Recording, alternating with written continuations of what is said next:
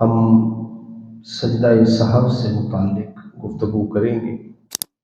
نحمده ونصلي ونسلم على رسوله النبي الأمين المكين الحنين الكريم الرؤوف الرحيم، أما بعد فأعوذ بالله من الشيطان الرجيم، بسم الله الرحمن الرحيم، وقال الله تبارك وتعالى واعبد ربك حتى يأتيك اليقين، صدق اللہ العظیم۔ معزز و مکرم سامعین محتشم، آج کی اس دوسری نشست میں ہم سجدہ سہو سے متعلق گفتگو کریں گے۔ عزیزان من، اللہ رب العزت کی جب بھی عبادت کی جاتی ہے تو وہ اوج اور کمال پہ کی جاتی ہے، اس میں کسی قسم کا نقص، کسی بھی قسم کی کمی نہیں ہونی چاہیے۔ اگر کہیں اس پوری کیفیت میں کہیں کوئی نقص آ جائے، کہیں کمی آ جائے، یا اللہ رب العزت کی طرف سے دھیان ہٹ جائے اور نماز میں کچھ میجر غلطی ہو جائے تو اس کے ازالے کے لیے سجدہ سہو کیا جاتا ہے۔ کہنے میں یہ سجدہ سہو ہے، لیکن جب ایک غلطی پہ سجدہ کیا جاتا ہے تو وہ حقیقت میں دو سجدے ہوتے ہیں۔ پیارے آقا کریم علیہ الصلوۃ والتسلیم کی ذات بابرکات سے جب ہم حصول فیض کے لیے توجہ کرتے ہیں تو کثیر تعداد میں احادیث میں سجدہ سہو کے متعلق کچھ چیزیں بیان ہوئی ہیں۔ مثلا حضرت ثوبان رضی اللہ تعالیٰ عنہ نے فرمایا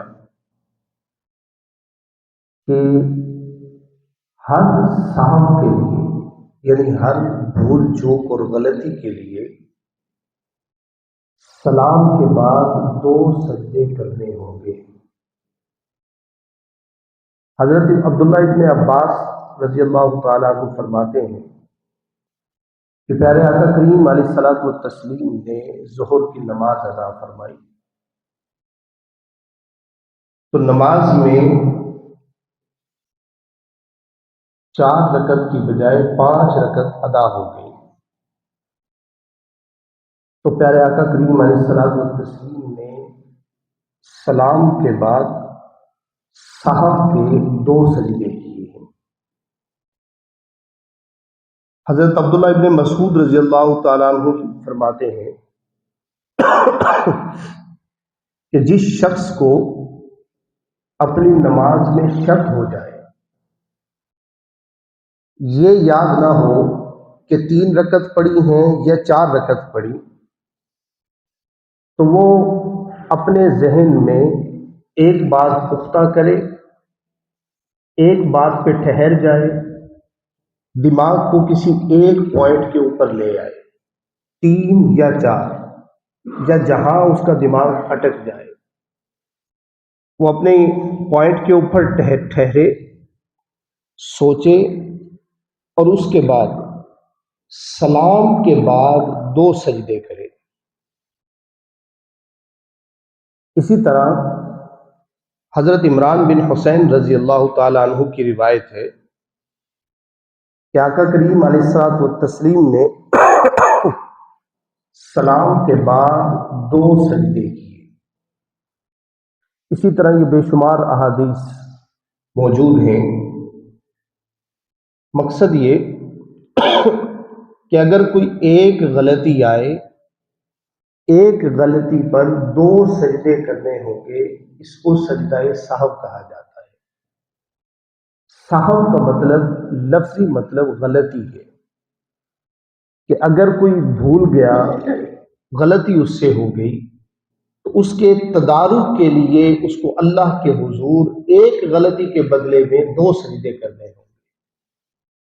یہ شو کرنا ہوگا کہ اللہ رب العزت، مجھ سے غلطی ایک ہوئی ہے، لیکن میں دو مرتبہ تیرے سامنے سربسجود ہو کے اپنی غلطی کا اعتراف کرتا ہوں۔ کہ نماز کمال حضوری کا نام ہے۔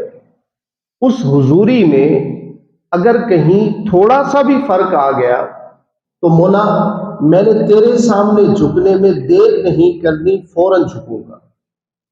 اب وہ کون سی چیزیں ہیں جن سے سجدہ سہو واجب ہوتا ہے، لازم ہوتا ہے؟ اور سب سے پہلے فرائض نماز میں سے یاد رکھیے کہ نماز کے فرائض میں سے اگر کسی چیز میں کمی آ گئی تو نماز ہی نہیں ہوتی، نماز باطل ہو جاتی ہے۔ اگر نماز میں کسی جگہ پہ تھوڑی سی بھی کمی آ گئی فرائض میں، تو نماز ہی نہیں ہوتی۔ مثلا نماز کے فرائض میں سب سے پہلا فرض قیام ہے۔ اگر کسی شخص نے قیام ہی نہیں کیا تو اس کی نماز ہی نہیں ہوگی۔ پھر فرمایا اب اس کی لمٹ کیا ہے؟ کم از کم قیام کی لمٹ اتنی ہے کہ ہاتھ اس کے گھٹنوں تک نہ پہنچے۔ اگر کھڑا ہو تو اس حد تک کھڑا ہونا ہے کہ اگر یوں ہاتھ نیچے کرے تو گھٹنوں تک اس کے ہاتھ نہ جائیں۔ یہ قیام کی تعریف ہے۔ اسی طرح دوسرا فرض ہے قراءت۔ اگر کسی شخص نے نماز میں قیام تو کر لیا لیکن قرآن پاک میں سے کوئی چیز نہ پڑھی، کسی چیز کی تلاوت نہیں ہوئی، تو قراءت بھی فرض ہے، اس کی نماز ہی نہیں ہوگی۔ اسی طرح رکوع ہے۔ اب رکوع کی تعریف قیام کے بالکل الٹ ہے۔ قیام میں یہ تھا کہ ہاتھ گھٹنوں تک نہ پہنچے، اور رکوع میں یہ ہے کہ کم از کم ہاتھ گھٹنوں تک لازمی پہنچے، یعنی جھکنے کا عنصر وہاں پہ ظاہر ہو۔ اس کے بعد سجدہ ہے۔ سجدے میں پیشانی کو زمین پر رکھنا یہ فرض ہے۔ اسی طرح ایک گھٹنا اور ایک پاؤں کی انگلی زمین پر ہونا یہ لازم ہے، یہ فرض ہے۔ اب جو ہم دونوں رکھتے ہیں وہ کیا ہے، وہ میں آگے جا کے بات کرتا ہوں۔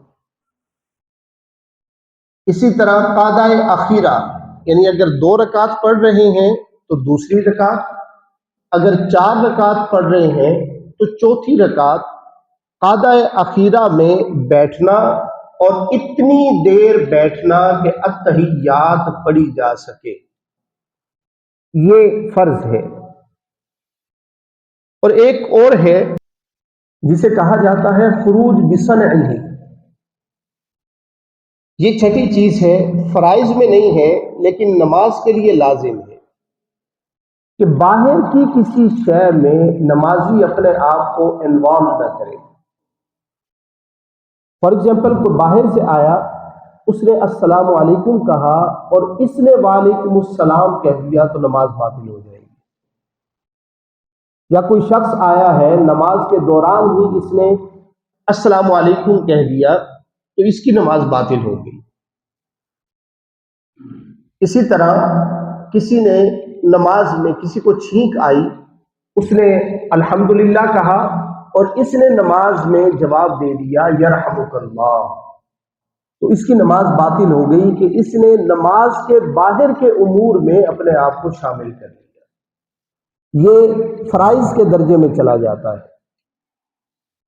اب ایک بات سمجھ لیجئے کہ اگر نماز کے فرائض میں سے کسی بھی شے میں کوتاہی ہو جائے تو نماز ہی ختم ہو جاتی ہے، یہاں دوسری کوئی بات ہی نہیں ہے، نماز باطل ہو جاتی ہے فرائض میں سے اگر کوئی چیز چھوٹ جائے۔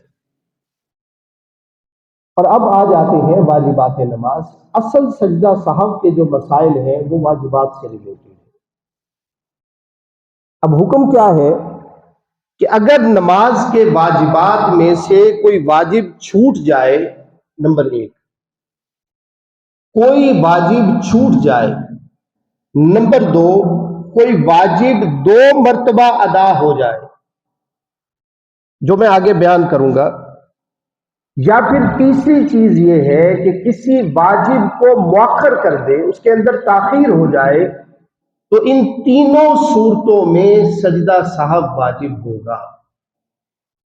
نمبر ایک، واجبات میں سے کوئی واجب چھوٹ جائے، نمبر دو، کوئی واجب 2 مرتبہ ادا ہو جائے، یا پھر کسی واجب کی ادائیگی میں تاخیر ہو جائے، ان تینوں چیزوں سے سجدہ صاحب لازم آ جاتا ہے۔ اب یہ کیا چیزیں ہیں جو واجب ہیں اور سجدہ صاحب کی طرف لے کے چلتی ہیں؟ نمبر ایک، تکبیر تحریمہ کہنا، یعنی خاص لفظ اللہ اکبر کہنا، یہ واجب ہے۔ اگر کسی نے اللہ اکبر نہیں کہا، خالی ہاتھ اٹھا لیے، تو اس صورت میں اس پہ سجدہ صاحب لازم ہو جائے گا۔ پھر تکبیر کے بعد اتنی دیر قیام کرنا جس میں سورہ فاتحہ یا اور دوسری سورت پڑھی جا سکے، یعنی اتنا قیام کرنا۔ تو بعض اوقات ہوتے ہیں کہ وہ ادھر کیا اللہ اکبر، تھوڑی دیر کھڑے ہوئے اور چلے گئے آگے رکوع کے اندر، یعنی وہ خالی ایکسرسائز رہ جاتی ہے۔ تیسری چیز ہے سورہ فاتحہ کا پڑھنا۔ اب فرض میں اور واجب میں فرق یہ ہے کہ اگر کسی نے قرات کی اور فقط 3 آیات سورہ فاتحہ کی پڑھ لی، الحمدللہ رب العالمین الرحمن الرحیم مالک یوم الدین، یہاں فرض ادا ہو گیا، لیکن پوری سورہ فاتحہ کا ہر رکعت میں پڑھنا یہ لازم ہے اور واجب ہے۔ اگر کسی شخص نے غلطی سے سورہ فاتحہ نہیں پڑھی تو اس کے اوپر سجدہ صاحب لازم ہو جائے گا۔ اس کے بعد سورہ فاتحہ کے بعد کوئی نہ کوئی سورت ساتھ ملانا، یہ بھی واجب ہے۔ اب کسی شخص نے سورہ فاتحہ پڑھ لی لیکن اس کے ساتھ اگلی سورت نہ ملائی، اس صورت میں بھی سجدہ صاحب لازم ہو جائے گا۔ اب یہاں پر یہ بھی ایک غلطی بعض اوقات ہو جاتی ہے کہ پہلے سورہ فاتحہ پڑھنا اور پھر کوئی دوسری سورت پڑھنا۔ انسان دوسری رکعت کے اندر ہے یا پہلی رکعت کے بعد کھڑا ہوا، اب کھڑے ہوتے ہی اس کو کیا پڑھنا چاہیے؟ الحمدللہ رب العالمین، لیکن غلطی سے اس نے ڈائریکٹ شروع کر دیا قل هو اللہ احد اللہ الصمد لم یلد ولم یولد، پھر اس کو ذہن میں آیا مجھے تو پہلے سورہ فاتحہ پڑھنا تھی۔ اب حکم یہ ہے کہ وہ سجدہ صاحب ادا کرے گا کہ سورہ فاتحہ سے پہلے اگر اس نے کوئی سورت پڑھ لی تو اس نے ایک واجب کی تاخیر کر دی۔ اسی طرح ایک یہ بہت بڑی غلطی ہے قوما کرنا، قوما رکوع کے بعد کھڑے ہونا، اور اس حد تک کھڑے ہونا کہ اعضاء سارے سکون میں آ جائیں، جس میں ہم ربنا لک الحمد پڑھتے ہیں۔ ہم نے وہ ایک روٹین بنائی ہے کہ ادھر سبحان ربی العظیم سبحان ربی العظیم سبحان ربی العظیم جلدی جلدی پڑھی، فوراً یوں کر کے کھڑے ہوئے، تھوڑا سا مکمل کھڑے نہیں ہوتے، تھوڑا سا ہلکا سا ٹچ ہوئے اور فوراً سجدے کی طرف چلے گئے۔ اگر جسم سکون کی حالت میں نہیں ہوا، یعنی کمر بالکل سیدھی نہیں ہوئی، تو یہ واجب ادا نہیں ہوگا۔ اسی وجہ سے یہاں قوما کی ربنا لک الحمد کے بعد ایک دعا ہے، ربنا لک الحمد حمدا کثیرا طیبا مبارکا فیہ، کہ اگر بندہ یہ دعا پڑھ لے تو آٹومیٹکلی اس کو اتنی دیر کھڑا ہونا پڑے گا اور وہ واجب بھی ادا ہو جائے گا اور نماز بھی ٹھیک ہو جائے گی۔